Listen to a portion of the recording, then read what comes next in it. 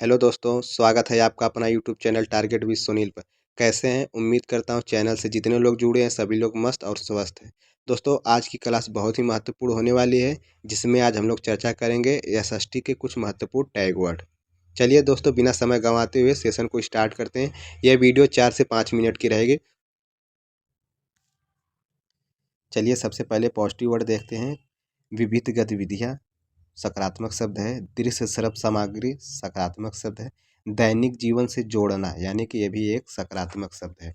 यानी कि हमेशा दोस्तों जिस भी प्रश्न में दैनिक जीवन से जोड़ना की बात की जाए वो आपका सकारात्मक शब्द है। उसके बाद समावेशी शिक्षा की बात अगर कहे जिस प्रश्न में वो भी आपका सकारात्मक शब्द है।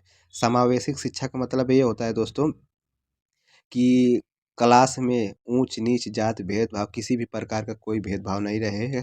सभी को समान एक भाव से देखो, उसी को समावेशिक शिक्षा कहते हैं। उसके बाद बात कर लेते हैं विभिन्न संदर्भों में भाषा का प्रयोग। उसके बाद चर्चा का अवसर यानी कि बच्चे को हमेशा चर्चा का अवसर देना चाहिए।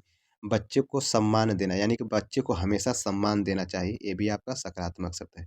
बच्चे की त्रुटियां यानी कि दोस्तों अगर कोई बच्चा गलती कर रहा है तो इसका मतलब उसको डांटिए बोलिए मत। बच्चे अगर कोई गलती कर रहा है तो भी एक अधिगम का हिस्सा है, ये भी एक सकारात्मक शब्द है।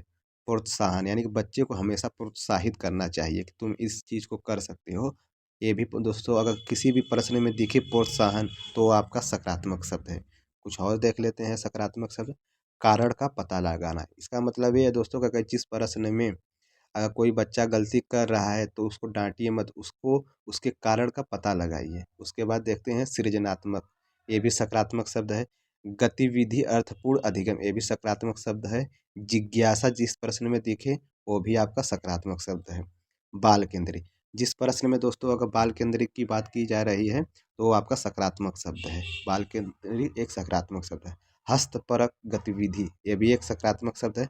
करके सीखना, जिस प्रश्न में अगर दोस्तों करके सीखने की बात की जा रही है तो वह भी एक सकारात्मक शब्द है। त्रुटियां अधिगम का हिस्सा होती हैं। अगर जिस प्रश्न में अगर देखें त्रुटियां अधिगम का हिस्सा होती हैं वो आपका सकारात्मक शब्द है। मैं बहुत जल्दी जल्दी इसलिए करा रहा हूँ क्योंकि समय बहुत कम है दोस्तों आप लोगों के पास। 3 से 4 मिनट में ये वीडियो आपकी क्लियर हो जाएगी। और चैनल से जितने लोग नए जुड़े हैं चैनल को सब्सक्राइब कर लीजिएगा और वीडियो को लाइक कर लीजिए। चलिए अब बात करते हैं कुछ निगेटिव वर्ड, नकारात्मक शब्द है। उच्च शिक्षा की बात करे जाए तुरंत उसको आप काट लीजिए, नकारात्मक का शब्द है।